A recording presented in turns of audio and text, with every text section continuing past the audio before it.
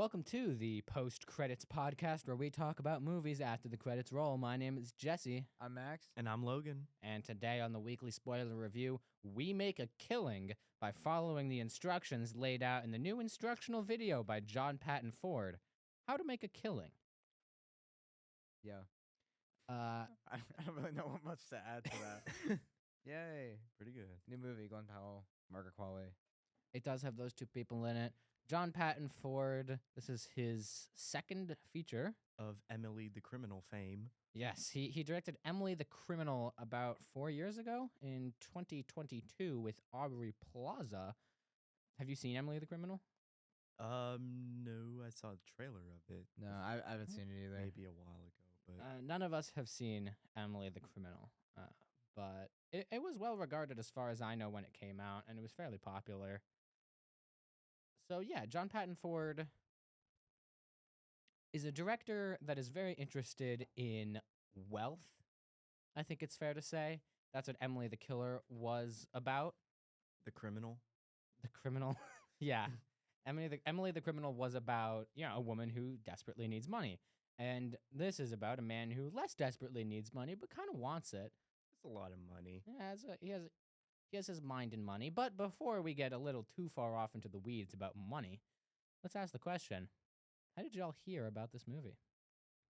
For me on this one was actually one that wasn't initially on my radar until I think I saw a trailer for it, which for me I don't say too often, but I think it played in front of a couple movies that I went to go see. I couldn't tell you which ones they were. It looked kind of interesting. I like Glen Powell. I like Margaret Qualley. Looked interesting enough, and so I was like, all right, I'll go watch it.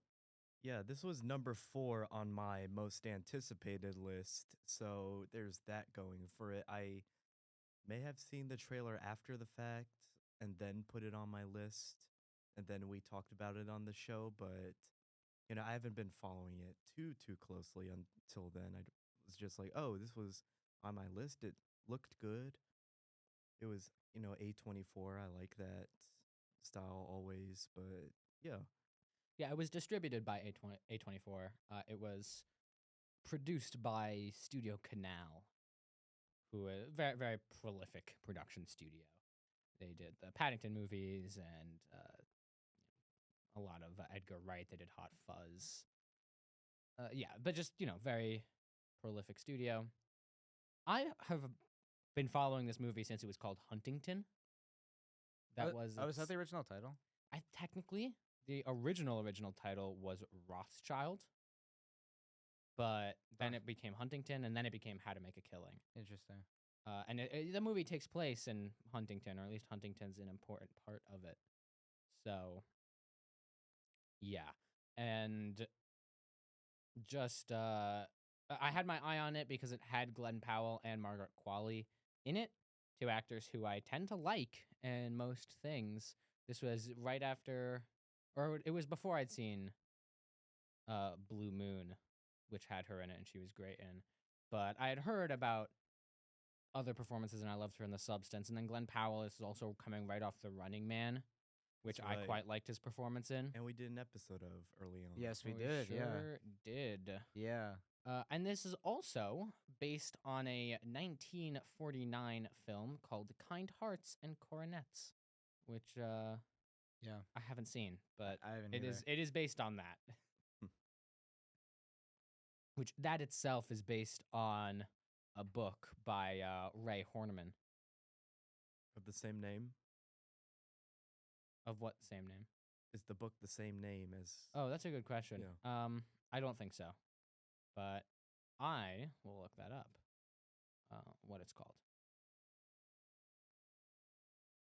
It is called Israel Rank: The Autobiography of a Criminal. So this story goes all the way back to 1907.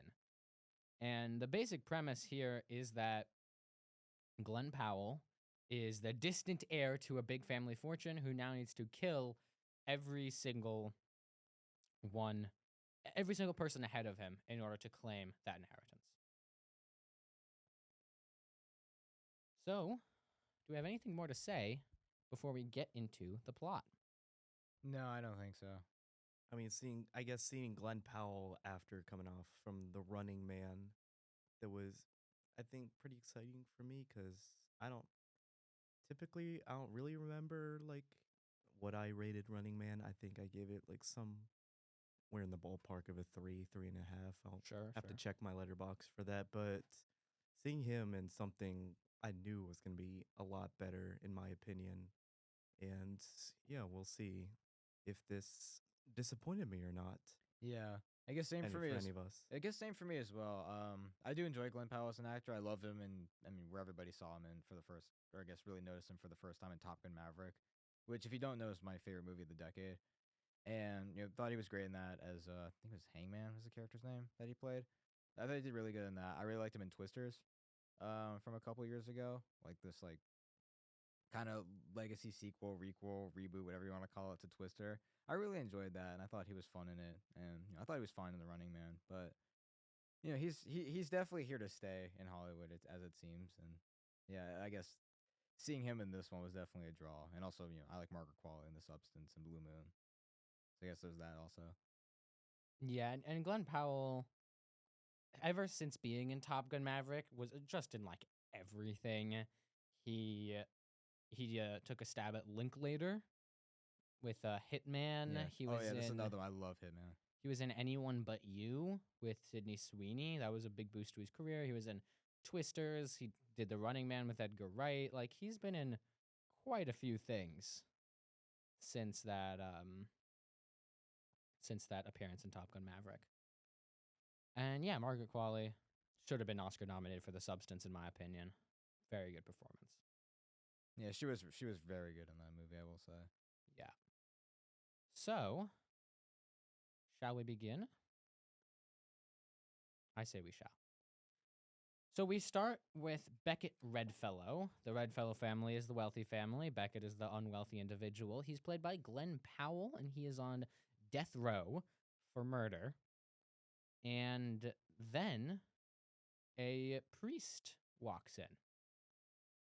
And that priest says, okay, you're going to be killed in 4 hours. Do you have anything you want to say, given that I'm probably the last person you'll ever speak to? And Glen Powell kind of runs around in circles for a little bit and then eventually gets into telling the story. And we start with Beckett's father, or, well, rather, his mother, but his father also plays a part in it. His mother, Mary Redfellow, played by Nell Williams, gets pregnant with him and is then immediately disowned by the family because she was pregnant out of wedlock. And she raises Beckett on her own and says that he is heir to the big family fortune once it falls to him, even though she was disowned. He still gets a piece of it when it falls to him. His father, who for some reason is in the ward with his mother while she's giving birth, because he seems to be a nurse of some sort, but he passes out and dies immediately. So he doesn't. He's not a part of Beckett's life for a while, and Beckett befriends the eventually would be played by Margaret Qualley, but she's young, so she's played by Maggie Toomey, Julia Steinway. And eventually Beckett's mother gets sick, and she says that Beckett should never stop fighting and never give up until he has the life he deserves to live. Those are his exact words. And then we catch up with Beckett, and he's working in this like tailor's shop. He's tailoring suits and displaying them. Julia finds him. They catch up a little bit, and as it turns out, Julia is set to be married. And she kind of drops a little hint that Beckett should consider killing every other person in his family. It's just an idea. And he initially is like, that's stupid. I'm not going to do that. And then he gets fired and replaced by the boss's son. And he even says very explicitly, very upfront, like, oh yeah, the boss is just giving it to his son but I work hard and I don't complain and I am good at my job, and shouldn't that be rewarded? And they say, no, because the boss's son wants a job. So the boss's son gets it. Very, very heavy handed commentary happening over Yeah. there. Beckett then decides, all right, you know what? Maybe killing my family is a good idea. And he catches up. That took a turn. I'm gonna kill my family. It's like, oh, okay. Yeah. Go do that, sure. But It's also the technique of using his own narration of him in the cell over pretty much this entire act. So I know you have some thoughts about it, but I don't know if you want to get into that right now. I mean, I don't like the general framing device of character that survives the incident is in prison and is now narrating their experience of it. I think Yeah. it's cheap I- and it's- kind of spoils your movie up front. it's a trope I can't stand because you know where he is by the end. And Yeah. so the whole movie you're watching is just like, I know he's gonna end up here. Right. And it's like from the opening scene, it's just like you know he's gonna end up in prison, and it doesn't help. I'll get into this later, but it also doesn't help that he's literally telling you what he's doing at some points. And it doesn't. It's not. It puts an unnecessary pressure on the filmmaker to make it interesting, even though you know where it's going. And a lot of movies aren't interesting if you know where they're going. I take Yeah. a movie like The Mousetrap, for example. That is the Mickey Mouse public domain slasher that came out in 2024, in which it was completely like they used the same thing, but it's like a summer camp slasher. You're not supposed to know who's the final girl until they're the final girl. Except we know because they're in prison. Yeah, it's like the type of movie that's just like The Mousetrap just feels like a movie that like you can write the script for. It seems like I haven't You seen at it. home, you the audience, At you home. can write the script for The Mousetrap. But yeah, so like we know where he ends up, which is kind of it's annoying. And then also, like Max mentioned, he is just saying a lot of what he's doing, and especially in a movie like this where the thrill comes from watching it, it's like. Ugh. And it'll be like, yeah, this guy was a real party animal, and then it shows him being a party animal. It's like I would have gotten that he was a party animal if he didn't say it. Speaking of party animals, the first person he goes after is Taylor Redfellow, played by Raph Law. He is a banker and his father's financial investment firm. Another bit of nepotism, another bit of commentary there. And I mean, he is just pulling the craziest parties, you know? He jumps out of a helicopter into a pool. There's a part where he's throwing money out of the helicopter and yelling, "Doesn't matter, you're still poor." Yeah, it gave off like Great Gatsby, Wolf of Wall Street vibes. A little bit. It was very Wolf of Wall Street, I feel. It was cool. I mean, anytime you have stuff like that, it's always cool to look at. From where I was, like, at this point in the movie, I thought so.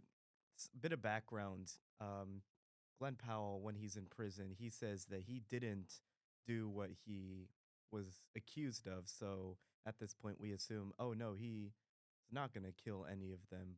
So at this point, when he's jumping out of the helicopter, I thought he was just gonna land on the bottom and just die. That would have been a fun twist, but Right. But I think the thing is that if you do that, then suddenly you have to come up with 7 other interesting and unique ways for people to accidentally kill themselves. yeah. And then I Yeah. saw, oh, there's so many other red fellows for him to try to get rid of. Right. So what he does is he walks up to, or he jet skis up to Taylor when he's asleep on his yacht, his awesome epic yacht, ties the anchor around his ankle, and then throws the anchor into the water, thus drowning Taylor Redfellow. And he even says, like, wow, that was easy. Can't believe I got away with that. And I can't believe it either. That was Yeah, at one of what 7, 8 times he does that. I mean, yeah, he will kill a lot of people, but like in broad daylight where everyone can probably see the boat from there in open water. and also he looks like Glen Powell. Yeah, Yeah. The whole like killing thing that, you know, at this point we know this he's gonna do that to the rest of them. The realism, the suspension of disbelief for how he gets away with it. you kind of have to have quite a bit of that, Yeah, in my opinion. and yeah, so I agree. And they even bring up some weird things about some of the killings, but it's like details about the character that we don't know yet. So it kind of feels cheap a little bit near the end. A little bit. Like for so many of the characters, it just kind of feels like again, it's just being told a story as opposed to seeing one unfold. Yeah, And even the whole motivation behind it, like I'll get into it later, but it's just I was never sold on his actions. mm-hmm. Yeah, he gets another call from Margaret Qualley, and Yeah. Margaret Qualley's like, "Hey, you know how you asked me out before, but I was married?" And he says, "Yeah." And she says, "Oh, you should try that again." And he's like, "Okay, do you want to go out?" She's like, "No, I'm married." Okay. Talk about getting rejected. It's yeah. And then Margaret Qualley also, every time she shows up, she exits the scene by saying, "I bet you're gonna make a killing." Wink, wink. Because that's You don't even need to wink, wink there. Wink, It's wink. the title of the movie. it's like wait, that's the title of the movie. Beckett at the funeral meets Noah's father, not Noah, Taylor. Um, Taylor's father, Warren Redfellow. Warren Redfellow offers Beckett a job at his financial investment firm, the same job that presumably Taylor had, and Beckett gets pretty good at it, is the idea. But if you were wondering where he gets all the money to do all of these crazy things, that's where. It's from the job he has. And then he goes off and he goes to the next Redfellow. The next Redfellow is named Noah. Noah Redfeller.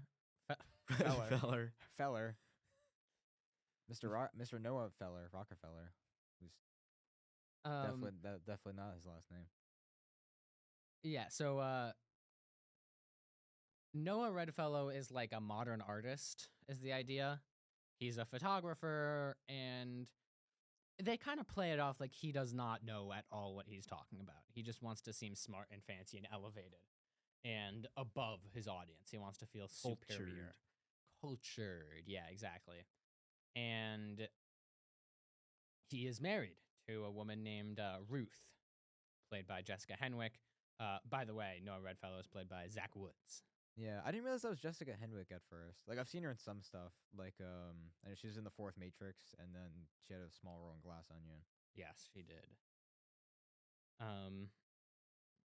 Yeah, she's been in some stuff. Yeah, She was in Love and Monsters. Oh yeah, I do really like that movie. But yeah. And Noah there's this whole like elaborate scheme because Noah develops his own pictures in his own darkroom. And so there's this chemical thing where if you pour something into a vat of stop bath, then it's becomes flammable and it will explode if you light a spark. But also Noah has been smoking, even though he tells his wife that he hasn't been smoking. Uh-oh. So Beckett puts into motion this elaborate scheme that essentially is like, well, at some point he will smoke in that room and set off the stop bath explosion.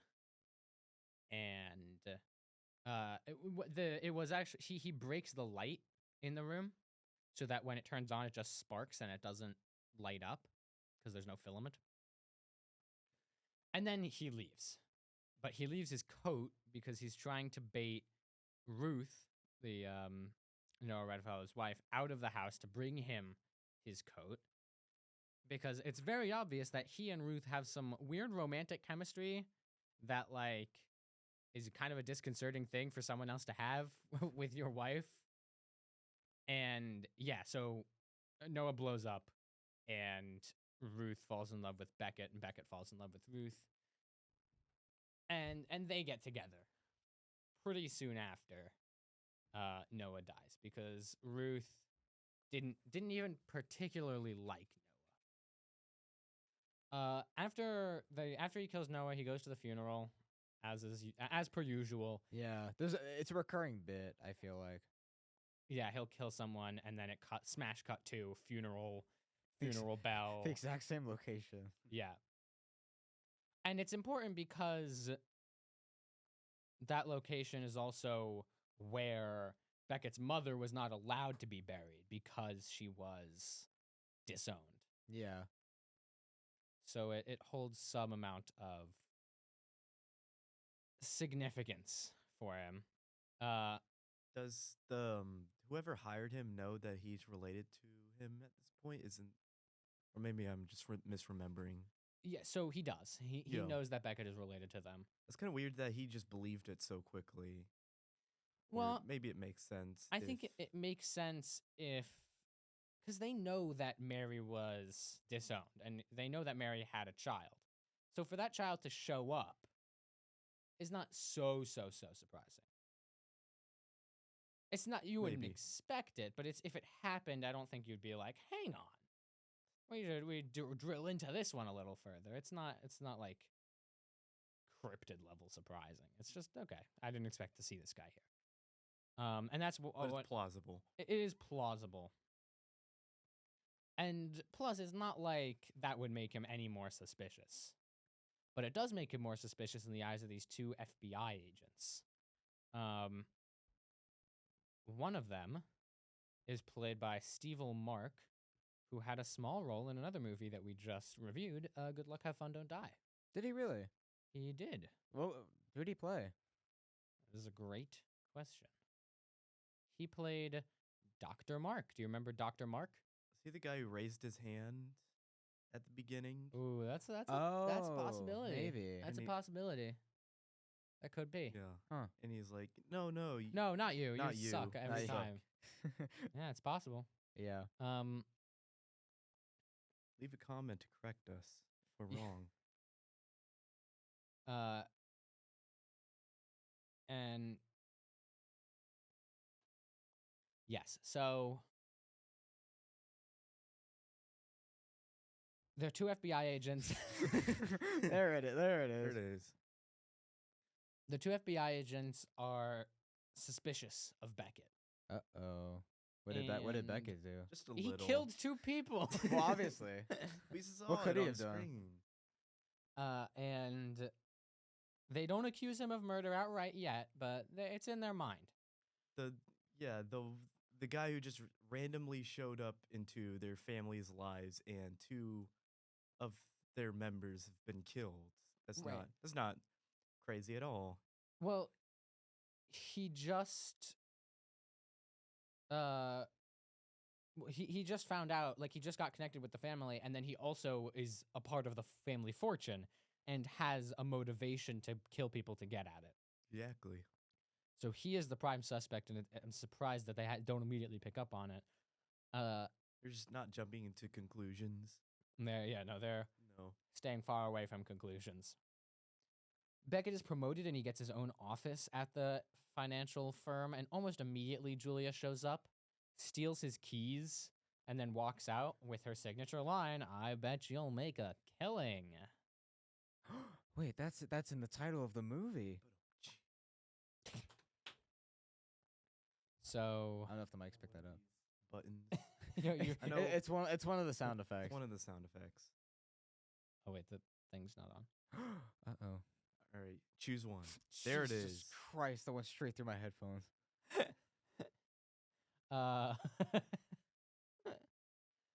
Pick the right one. That's Yeah, for a Yeah. first try. Well, you were about to click air horn. Oof. would not have been good for your headphones. Oh, it would have been funny. So, yeah. Julia keeps saying, like, I'm going to get you. Something bad's going to happen if you don't ask me out. And at this point, Becca doesn't want to ask her out because he's actively dating Ruth. And in fact, when he gets back to his apartment or his house and Julia's there, Beckett has to rush her out before Ruth shows up. Now, Beckett and Ruth move in together. They have like this like penthouse apartment with a doorman. And then Beckett continues killing.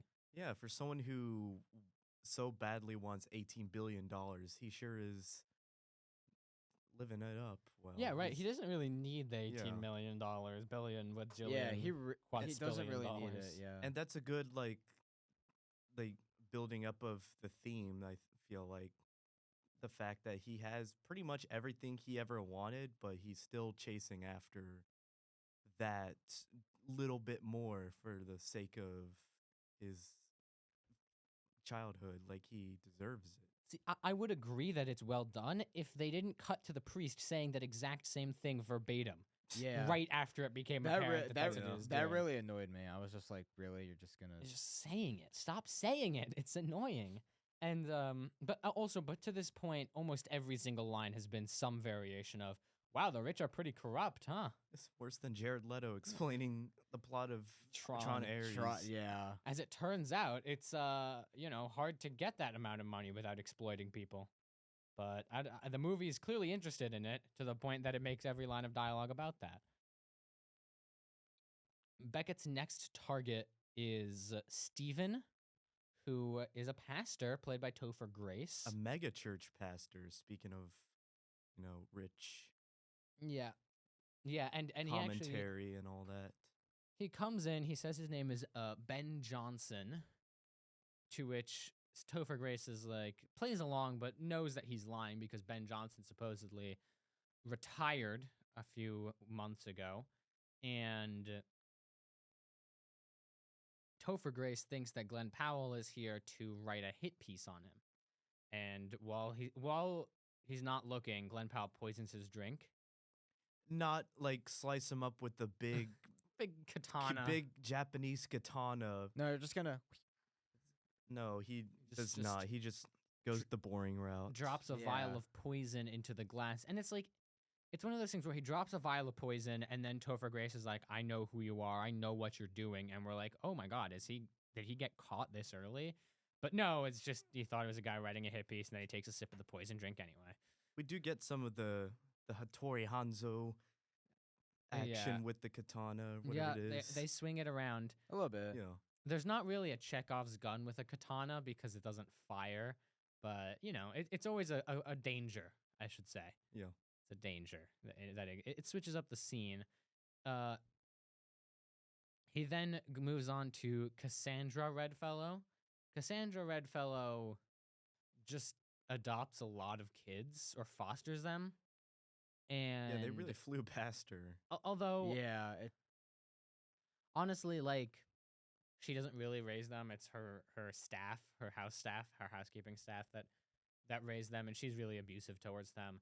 And what he does is he poisons her Surprise, surprise. while she's in the spa with some sort of teeth whitening, whatever the hell. He walks in and is like, "Would you like to try our experimental teeth whitening shit?" And Cassandra's like, Yes. "Oh, yes, 100%." So And yeah, a lot of poisoning. a lot of poisoning. And then he kills MacArthur, which I think he also poisons him. It's like, Yeah. I don't even remember MacArthur. I'm going to be so honest. Like, Who? MacArthur Redfellow? Who? MacArthur the- Redfellow.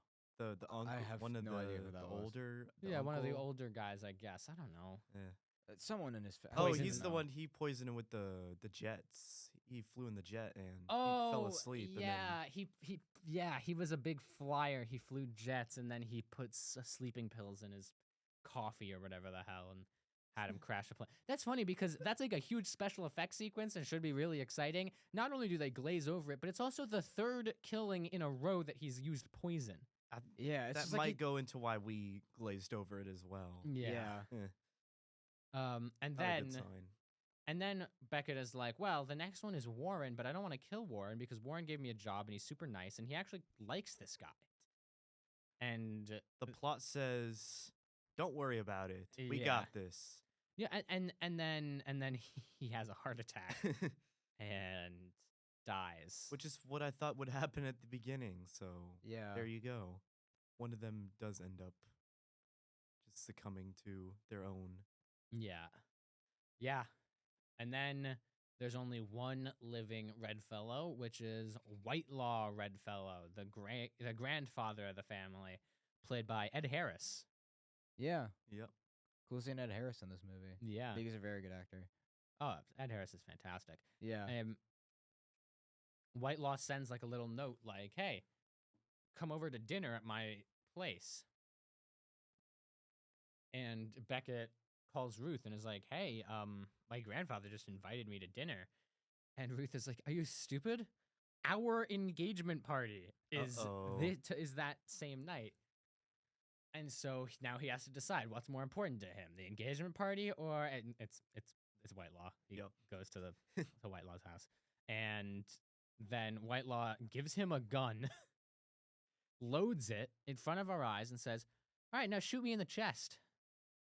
And Beckett's like, I can't do it. I can't shoot him in the chest. And then Whitelaw's like, okay, I'll shoot you in the chest. Oh, I really should have taken man. the chance. Yeah. What- Man. oh, Shucks. God, boy, I like he or almost- die the fool. It's like he almost shot the man in black in the chest. Which, if you don't know where that's from, Ed Harris was in Westworld, or the main antagonist in Westworld. Oh, yeah, Westworld. Yeah. There was just like a gunslinging kind of character. Michael Crichton. Yeah. Yeah, and so then Whitelaw traps Beckett in the house and starts chasing him down with a shotgun that explodes huge like holes into the wall, but it like doesn't have a lot of ammo. It's just a reload it every time he shoots. Just like some double barrel from it's some old. Yeah, it's from World War II, he says. Yeah. And so Beckett grabs like a bow and arrow. Oh yeah, he played bowing and arrowing as a kid, right? Archery. Archery. Is that what they call it? Yeah, so he bows and arrows. Both of them. He bows an arrow. He bows an arrow into He bows an arrow. into Whitelaw's chest and face. And now he is the sole inheritor of the fortune. And he turns into Hawkeye. He never misses, I guess, with that. But And, it was in self-defense, they said, so he can't be convicted of that killing. right, and he goes to this party where he is inducted into the National Society, I guess, because he has a lot of money. Of rich people or something. National Society of Rich People, but then he's arrested by the FBI, who say, we're here to arrest you for murder. He's like, Of who? murder? Of who? They say, oh, murder of Lyle Steinway. Margaret Qualley's husband. Yeah. Yeah. Yeah, he didn't do that one. No. Um, Good twist on that whole it, I it- didn't do it thing. it is a Yeah. good twist. And Yeah. honestly, I couldn't stop laughing in the theater. I mean, Yeah. I was losing it. It was really funny. And just really good, like, dark comedy, I think. In that scene, it just really well pulled off irony. And then, It was a letter opener. That's yes, what it he was stabbed to Yeah. death with a letter opener, but he left a suicide note. He killed himself. But they didn't find that But note. they didn't find that note because Margaret Qualley had stole it. And Margaret Qualley comes to visit Beckett right before he's about to die. And Julia says that she has the suicide note. And what she also has is a whole lot of evidence that he did all the other killings. Now, if Glen Powell signs away all of the inheritance to Margaret Qualley, then she will release the suicide note. If not, she will release all the evidence. And Beckett agrees. And then right before he's about to be killed, he is let out because his innocence is proven. Ruth is waiting for him outside the prison, right? His wife or fiance at this point. She drives away, revealing behind her is Julia. And so Beckett's like, all right. And they go with Julia, and now they both own the fortune. Well, she owns the fortune, but he just lives there. He's gonna be very sad for the rest of his life. Yeah, it seems Probably. like it. He got what he wanted, but at what cost? Everything. And then the credits roll on How to Make a Killing. Yeah. What did we Yeah. all think? Yeah. You can start on this one. Suspension of disbelief. As far as I had to take it, as far as the him not getting caught for all the other murders thing. I generally thought this was a good movie. I really liked how the theme and the message was played out across the whole thing. I like how the twists, even the little mini ones, and even the whole big twist of, oh, he didn't kill that one guy, but that's the only one he got convicted of. That was a really nice way of playing with that, Mm-hmm. like that callback to the beginning. And generally, if I can ignore some stuff, I would generally regard this as a good A24 distribution. I also like this one. I think there were parts that it does really, really well. There's some good dark comedy in there. Like, it's well constructed and generally well told. I think that everything it does, I have one issue with it. Usually that comes back to the narration The narration. and the framing device or the pacing, like especially in the middle where he's just poisoning everyone. It's like you couldn't have thought of two other ways to kill someone. You had to go with poison. At least the jet thing was like interesting, but you skimmed over it so quickly. I feel like they wanted more realism in, oh, he poisons everybody so he doesn't get caught. Well, he's killing like multiple of very affluent and famous people. The the room for like a suspension of disbelief is already out the window. So adding like poisoning everybody is not really going to help that. In fact, I think it kind of degrades the quality of the murders. Yeah, and Margaret Qualley even mentions that like the first victim that he had went to Yale for swimming. Interesting. And Yale is, I mean, for all of our swimming and diving listeners, Yale is one of the better swimming and diving teams in the country. Famously, they had, under coach Robert J. Kiffuth, they swam for a record of 528 wins to 12 losses. So they're pretty damn good. So yeah, like the idea that he went to Yale for swimming and then drowned, already we're out of belief. And Margaret Qualley immediately knew at that point, like, oh, okay, I was back at killing people. So at least have something fun with it. Do something fun with it. Yeah. Doesn't need to be super flashy, but make it fun. The anchor thing, I liked the anchor thing. It's okay. And maybe to do one poisoning and maybe the jet thing was smart. But other than that, use the Hattori Hanzo katana. right. Yeah, like Right? that's cool. I mean, obviously Yeah. it's gonna leave a massive crime scene, but come on, Like you- you're you already have in it- the you're already like 12 feet in the mud. Like just well, but that's go the thing. for it. He already, but like that crime is so easy to cover up a big crime scene. Like all you have to do is plant evidence that implicates a different guy. There's another guy already out to get him. Do that. Yeah. I felt like it Wasn't used for its full potential. at times I At felt like it times. wasn't used for its full potential. yeah. Max, what are your thoughts? So as for me, and if you've been listening to the Post Credits podcast for a while, you know, like typically when we see movies, there's sometimes, or most of the times, at least one of us that comes out with a different opinion than the other two. Happening a lot more lately than Yeah, a lot more lately. And in the early. for today's episode, that person is me. Walking out of this movie and processing it for a week now, the entire movie fell flat to me. And it's one that I'm kind of disappointed. I'm kind of frustrated at the fact that it fell flat for me. Because like on paper, it's a movie that like I feel like I should like a lot more than I should. Like this type of genre thing, I think is quite cool. Love Glen Powell, love Margaret Qualley, cool seeing Topher Grace. But just the whole movie just really fell flat for me. I was never sold on Glen Powell's motivation right from the beginning. I never got a grasp as to why he was doing what he was doing. And they try to do the device where he starts off at the end of the story and you kind of go back to see where he ended up. But when you do that, the way that this movie did, you know exactly where he is at the end. So it's just, you don't really feel much tension. At least for me, it's just, I didn't really feel much tension throughout it because, like, I know he's going to get caught. And the way they do it is just, it's so over-reliant on narration and telling us things that happen, even telling the message at times, to when even the twist got compromised for me, even the way it was filmed, to where he's in the room with this guy, and he has a mysterious letter. He has like something that can be used as a weapon, flat out on the table, noticeable. Glen Powell leaves the room, and you know at some point he's gonna get caught.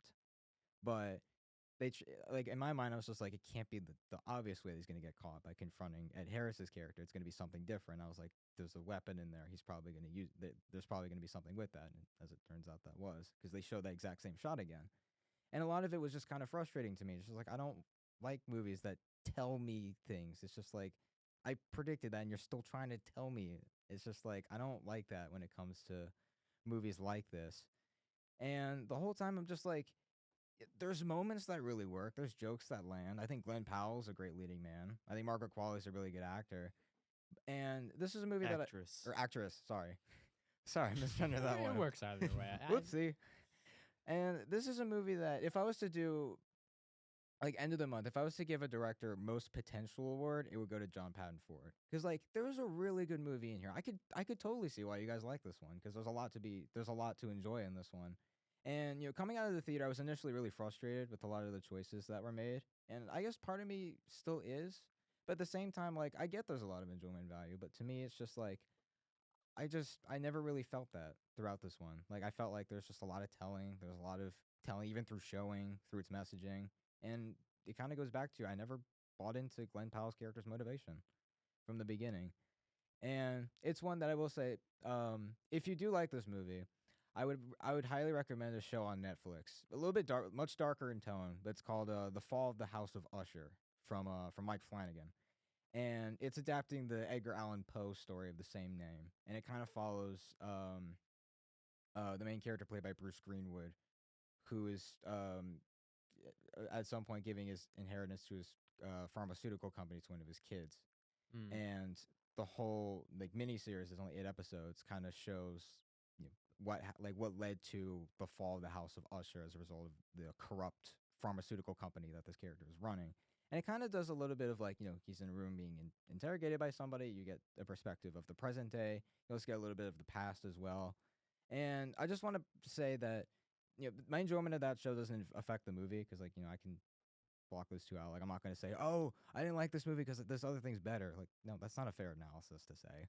Mm-hmm. But, if you do like this movie, I would definitely check out that show because I think it does a really good job with that. And I think it kind of does a thing where it's like it doesn't over-explain things, but it also kind of leaves you with a point to where it's just like the main mystery is what led to the fall and what led him being into that scenario. Was he involved in it or not? Yeah, coming off of that, thinking about like TV miniseries, if this was in itself a miniseries and each episode was dedicated to what I could only assume was him killing one of the Red Fellows, do you think that would have worked? I don't think there's enough here to For carry. this movie, I don't think so. Because I feel like that show is just like there's a lot more to it. It's exploring like obviously the kids, but also explores like when you do things in a miniseries, you really get to build them out. Where I feel like even in this one, it's just like not all the characters are super fleshed out. But I feel like that wasn't my problem. It was his motivation for going after them. So maybe this could have been a little bit more of just like what was their interactions like. Doesn't have to be like super drawn out. Could you imagine the Warren episode of that miniseries? Just like it's going off regularly, and it's like by the end of 25, by the end of 25 minutes, they're like, "Is he actually gonna kill the guy this episode?" And then he has a heart attack. Yeah. It's probably too much to add to it.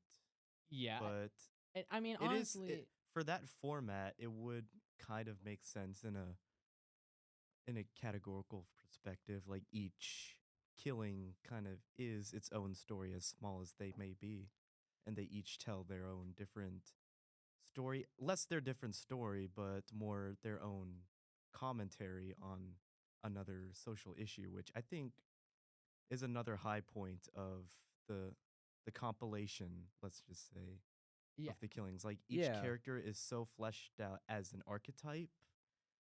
Like you have the mega pastor, you have the mom that adopts so many kids, you have the rich guy that, well, they're all rich, but you have the party animal, you have this and that, and yeah. Yeah, and I think I think what I came away most impressed by from this movie was how John Patton Ford organized all the structure that he was doing. He kind of overloaded the front with commentary to the point that you didn't even realize how well the characters are being set up. And then in the middle, we're getting character after character, and everything is being so fleshed out. By the end, we're finally ready to let the plot wrap itself up and bring us to a conclusion that makes sense and leaves us with questions, open ended questions, not like unanswered questions about everything that he's done, all the messaging, all the characters, and the plot itself. I, I, I think it's actually very impressive the way that that was structured and the way the ending was pulled off. Yeah. I mean, Yeah. that's a fair take. I guess for me, it was just like I always felt like his motivation really held me back. So, like, whenever he went to specific family members and did what he did, it's just like I was never sold on the fact that he would be doing this. And as the movie progressed, I got more and more frustrated with it.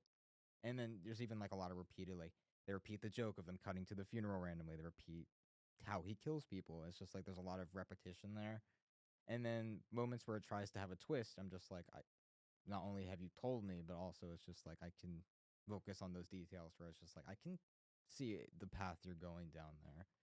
But all that to say, it's just like this movie isn't a train wreck by any means. Like I get why I can see why people like it, and honestly, like I would be curious to see what John Patton Ford does next. You know, like I'm glad he made this movie. I'm glad he tried this kind of genre, this kind of movie.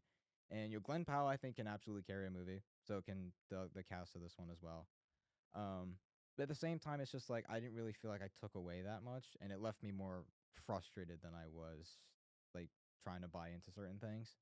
And so by the end of it, I'm just like, I can see a really great version in here. And even though like I didn't really care for the movie that much, I'm not mad that I watched it. Like I think that it's never boring. There's never a dull moment. I feel like it definitely like I think keeps the pacing all the way through. I know sometimes when we reviewed, it's just like maybe the pacing or the runtime sometimes was the problem, and I don't think that's the case here. Um, I just feel like I wanted a little bit more out of this one than I got. Fair. Yeah, Yeah. no, that's totally fair. And I agree. I know there are some people that don't like Glen Powell as a as a leading man. I think he's very very good, very talented. Yeah, I agree. And yeah, I mean Margaret Qualley. uh, I'm at the point where I'll almost see a movie just because she's in it. Like she's a really electric actor. Oh, she's great. Um, Yeah, she and Glen She Powell. plays a really good sociopath. Yeah, Yes. I really like she and Glen Powell are definitely here to stay, and I feel like after this movie, I'm just like I'm fine with them sticking around. Like I Yeah. will watch a movie. This with them in doesn't it. hurt your perception of them as No. actors. No. It, in fact, actually made me go like, yeah, I think they can carry movies. I think they do a really good job. Oh. Like Glen Powell has like a certain like with swagger to him. Is that the right terminology? And then like He's got an aura, yeah. yeah, and like Margaret Qualley is cool seeing her kind of play like more of like a psychopathic role than she normally does. Yeah, it's good Yeah. to see her let loose a little bit, and especially in some of those later scenes, she's very, very good. Yeah, Um, she is quite good in this movie. And yeah, I really liked it. Turned me on to John Patton Ford. I'll definitely check out Emily the Criminal. Yeah, Um, I will too, just to see like what he was doing before this one. And then yeah, whatever he makes next, I'll be seated for it. I'm happy to be seated for that. Yeah. Yeah. Is that all we have to say about how to make a killing? Yeah, I think so. All right, well, Letterbox before we get into letterbox reviews. oh yeah, we didn't do stars, ratings. We should probably ratings. Yeah. ratings out of stars with stars. We do stars on this podcast. We should do circles. So how many Circles, circles? How squares. many circles do you give? How many squares? 5 circles out of, What if I wanted to do rocket ships? I don't know. Well, I- something circles out of 5. I give this 4 killings out of 5 possible Ooh, killings. I see Ooh, what I see okay. what you did there. I would give this one. It's a little bit tricky. I think for now I'm gonna give 2.5 killings on this one. Okay. I Yeah, feel not as bad as I would have thought you put it, but yeah. Yeah, like because for me it's just like there's a little bit more of like I respect him a lot more. Like watching this Respect him, movie, I'm yeah. just like I like he's a good filmmaker, and it's just like like I see a lot in him, even though like I didn't think the movie was great, but just like he's got some promise. I mean, I would definitely check out more of his stuff. Yeah, I'm gonna probably give this a between a 4 and a 4.5 in that ballpark. If for the same reasons, I'm more sold on theming and the motives, and if I can take my suspension of disbelief in certain things like out of the question, then yeah, this was really well done. Sweet. All right. Now that we're done with reviews, let's jump into our 2 comments that we have. Two Oh, comments. 2 Ooh. comments. What videos These were under? left on 2 different videos by the same person. These were left by friend of the show, Sorella Bear 6142. Both of them. Both of them. One Both of them, the one that we'll start on, was left on our cold storage review. All Oh, right. yeah, our the most latest. recent episode. Yeah. Yeah. And this is just a fun fact for us that we didn't mention on the podcast, but it's good to bring up. All right. Vanessa Redgrave, who plays a small role in that movie, is Liam Neeson's, who plays a larger role in that movie, former mother-in-law. Was it really? Because Liam Neeson was married to her daughter, the late Natasha Richardson. Yeah. Oh. It was really tragic accident that happened to her. Yes. And they were married for 15 years. Yeah. So yeah, fun bit of casting. Yeah, that's pretty good. I didn't know that. Yeah, there you go. Now to move on to the meteor comment. I will read this whole comment. This is on our Mercy and Good Luck, Have Fun, Don't Die double feature review. Yeah, our Alright. AI themed episode. Yeah. Couple points brought up here. Hey guys, 2 things. Electromagnetic sensitivity is real. My cousin suffers from it. When she's anywhere near Wi-Fi, her skin feels like it's burning. But if you need to somehow connect her illness to the main plot, I'd say maybe it's a glimpse into the future. I haven't seen this movie, Good Luck, Have Fun, Don't Die, and from your review, I probably won't. But if I had to speculate, I'd say the electromagnetic sensitivity is a manifestation of the future Sam Rockwell is trying to save them from. And the problem is, the future is already here. Also, the movie sounds awful. Huh. Second thing, I agree that making the bad guy the one with the drugs is old and tired, but what else can we do? We've done terrorists, drug dealers, mad scientists, corrupt politicians, and bad cops. Teenagers with cell phones? Maybe. Love your podcast. Don't do drugs, kids. Don't do drugs. Yeah, so that first part of the comment was about good luck, have fun, don't die, which I think is the part that we will discuss first, because I think it's good that you called us out on this, because we talked about there's a character in that movie that has electromagnetic hypersensitivity. Every time she is near Wi-Fi or electronics, she gets an uncontrollable nosebleed. It was more an allergy. Yeah, it was like an the allergy. movie Yeah. sense, Yeah. But And we said that didn't work. We said it broke our immersion. Yeah, and even for me as somebody who was like excited for the movie, I watched it and I was like, really? I don't know if I Allergic to mentioned Chuck Wi-Fi? McGill from Better Call Saul in there as a comparison, because it's pretty much the same thing. It is electromagnetic sensitivity in a more realistic sense. And so here's the thing with electromagnetic hypersensitivity.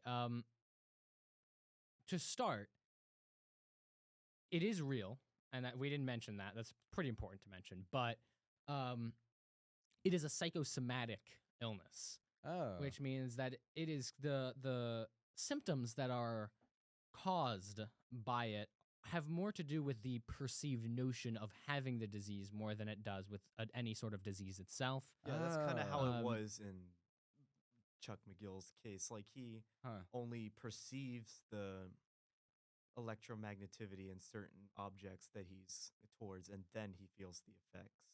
It's not like his proximity to them itself. Interesting. A 2011 study in the journal Bioelectromagnetics did not find any real correlation between the actual presence of magnetic fields and the symptoms. And WHO research has revealed that the presence of the symptoms is more related to the perceived notion that there is electromagnetic fields in the room with them, and thus they should be reacting to them. All that to say, she still should have had a tinfoil hat on. That would have made a lot more sense. And, Yeah. but there's a bunch of things that no matter which way you take the hypersensitivity, as it is in real life, which is to say psychosomatic, and how it could be in the movie, which is to say rules based, it is there, and thus she experiences symptoms. The movie is incredibly inconsistent with it. Yeah, I think Because Very that's plot dependent. I think that's what it boils down to. Not like the idea itself. It's just like the handling of it. I just think that was Y- the part that was mismanaged about it. there's a scene very early on in which she gets a nosebleed and then knows that Nose. she knows Well, it came from her nose. yeah, she knows that someone else has a phone because she's getting a nosebleed from it. So then she takes the phone. If we're working on a psychosomatic level, that probably wouldn't work unless that phone dinged or made a noise, which it didn't. All phones were supposed to have been discarded. If we're saying that it's the presence of electromagnetic fields that creates the symptoms, There probably isn't then- hyper electromagnetic. I mean, sensitivity. regardless of if it's an actual rules based, like this is a thing that happens when exposed to electromagnetic fields, that scene works. But then other scenes where she watches her boyfriend put on a VR headset, It's And that she's was fine with that it. was Watches it, ridiculous. That was like ridiculous. be on the whole time, does not get a single nosebleed. She is walking into better example. parties, Yeah, people with phones. Better She is in example the of the- diner. Every single person is on their phone. There's no way she can't see that. the big AI room with all the cords and the electricity. Yeah, and like her whatnot. head might as well explode just there. Yeah. Like it just, and there's commentary in that movie that works, but like that just didn't work at all. Like I Yeah. don't know what the handling of that was. Yeah, it's It's very inconsistent. Yeah. yeah. So you're right. It is real, and it does affect people. Like that's not what we were trying to say with the criticism there. It is just inconsistently applied in the movie, Yeah. and it makes the movie worse because no matter how you interpret it, there's no way. There's no consistent rule other than when the plot wants it to work, it does. And once you make me aware that there's a plot machination at hand, I'm kind of taken out of it. Yeah. Yeah. Same with me. Yeah. Yeah. And then let's also discuss the response to our critique of the movie Mercy. Mercy was a movie that we really didn't Mercy. like. Yeah. Good old Mercy. Oh mercy. And so just to refresh, they say, I agree that making the bad one, the bad guy, the one with the drugs, is old and tired, but what else can we do? We've done terrorists, drug dealers, mad scientists, corrupt politicians, and bad cops. Teenagers with cell phones, maybe. And I think that's another thing where it's like, thank you for calling us out because we weren't super clear about why it was such a big deal Yeah. in the podcast. Drugs, as they're used to make people bad, are typically used as a throwaway thing to remove all sorts of nuance from criminal activity, right? Yeah. And the thing is, like, And it oftentimes it glorifies drugs more than anything because Yeah. it was pretty cool. I mean, so that's the thing. If you're looking for a purely bad person, right? How do you make your person unequivocally bad? And you're scrolling through all the lists of things like terrorists and drug dealers and corrupt politicians that make someone bad without nuance. There's something wrong with your story. Because if your story requires someone to be bad without nuance, you've not built up a realistic story that anyone's going to get attached to. Because just being pure evil is completely uninteresting as a trope. Yeah. Yeah, I think that's a better way to put it. Because there's some villains that work because you don't know what makes them tick.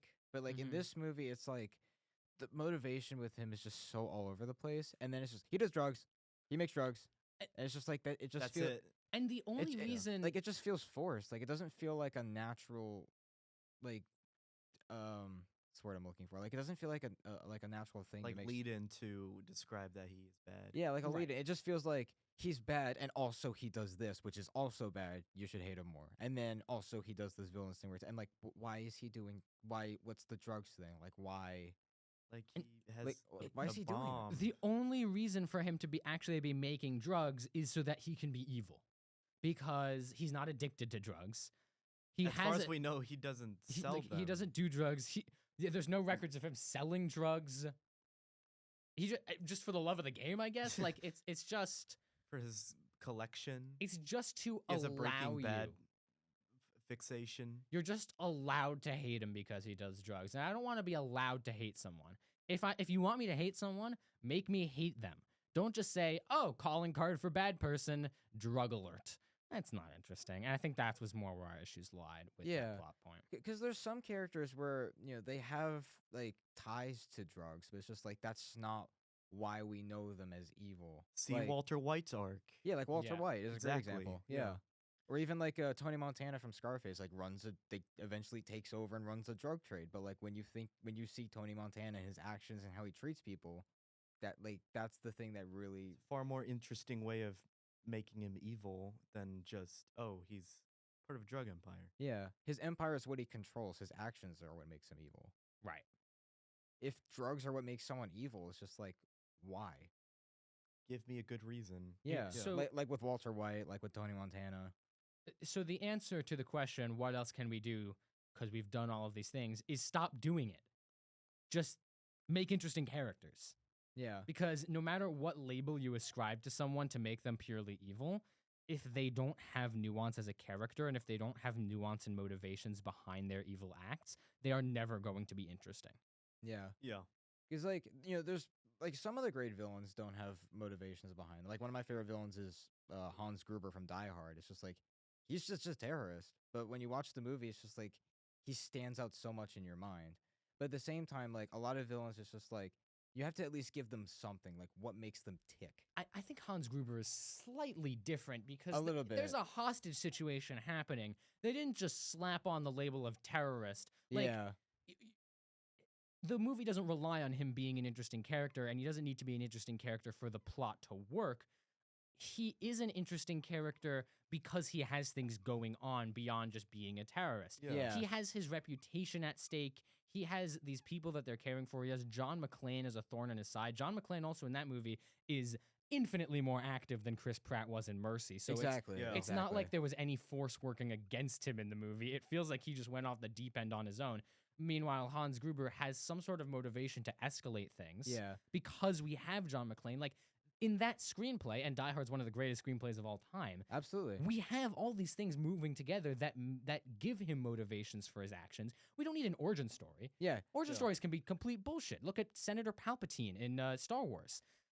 Emperor Palpatine had motivations in the original trilogy, but didn't have a motivation to start being evil. So they gave him a motivation to start being evil, Same and thing- it wasn't interesting. Same thing with Anakin Skywalker's turn. Same thing with Anakin Skywalker. And Darth Vader was an even more interesting character in the original trilogy because he Yeah, had 'cause- that humanity left inside of him. Yeah, because you slowly discover who he Mm-hmm. is. I'm like, here's I think where I misspoke. Where it's just like every villain needs to have a motivation for what they're doing. Not every villain needs a big tragic backstory. Right. Because I Yeah. feel like sometimes it works, but if you're just banking a villain with what happened to them in the past, it doesn't work. Yeah, we're not saying that you need a backstory here. Just to avoid conclusion, it's just about I think that's, motivation. I think that's where Motivation and nuance, I think like- that's where I misspoke. Yeah. Like 'Cause- back to Walter White's example, like his motivation ostensibly is to make money for his family and protect his family. That's like and for his cancer treatment as well. and for Yeah. I mean at least until season 4, and then they just retcon that. But other than that, like he has such clear motivations that you see from the very beginning, even before he gets into the drug trade.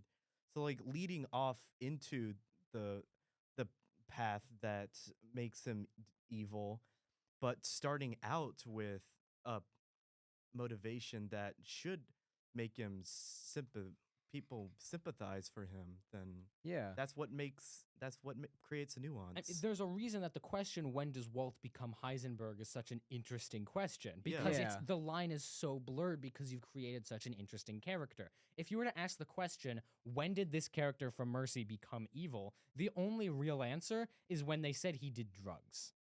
Yeah, it's just like This we is don't get a really frustrating. It's like we don't So get a black sense and as to white. why. Like, who is he? Like, why is he doing it specifically to him? Yeah. We don't get that. And like too little, too late. Like when they reveal, It's like- oh, he killed my friend. Okay. Yeah, I don't- It's like- I don't it's I like- care at wish this It's like that you he's making a bomb. He did drugs. He kidnapped my daughter. All in the last 10 minutes of this movie. the last negative 5 minutes. Like it basically credits have already rolled by the time that anything interesting happens there. It's yeah. ridiculous. It's completely ridiculous, and it's one of the reasons that Mercy is my current least favorite movie of the year. Yeah. And it's an example of how not to do a villain. Oh yeah, for Oh, yeah. sure. For Yeah, for kind of all the sure. things that we Notes. said. Yeah. yeah. So hopefully that was a good explanation of both of our takes on Good Luck, Have Fun, Don't Die, and Mercy.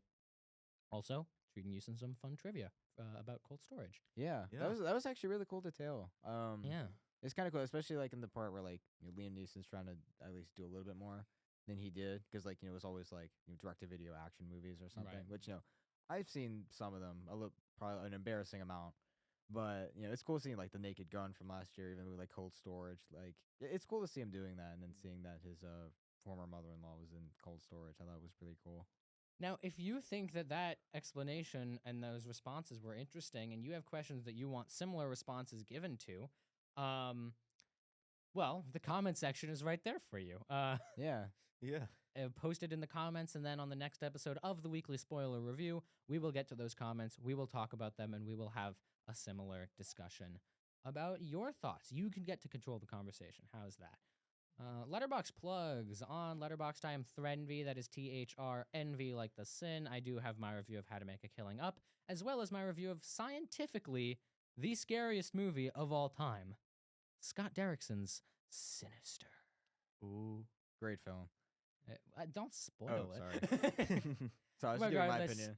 you know, maybe my opinion changed. It didn't, but go check it out. My bad. Go check out my review of Sinister. All right. My letterbox is at MJ Spiegel. That's MJSPIEGEL.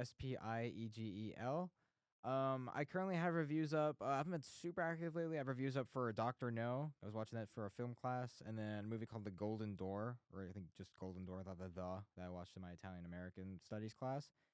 And also, for I think the first time I'm announcing this on the podcast, go follow our Instagram page. If you have Instagram, follow at post_credits podcast, all lowercase, no capital letters there. Exclusive content.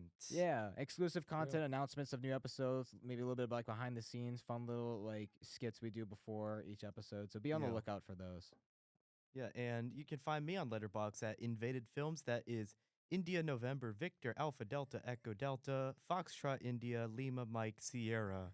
In case it's not clear enough, I have most of my reviews from 2025 up. I've been kind of slacking on the Letterboxd as I usually do. That's kind of the common theme, but I have all the movies I've watched. What more do you need? I don't think you can. You don't think you can ask for much more, except, of course, for the $28 billion family fortune that technically you're an heir to, as long as you kill about 7 or 8 people beforehand. Okay. All right. Roll credits.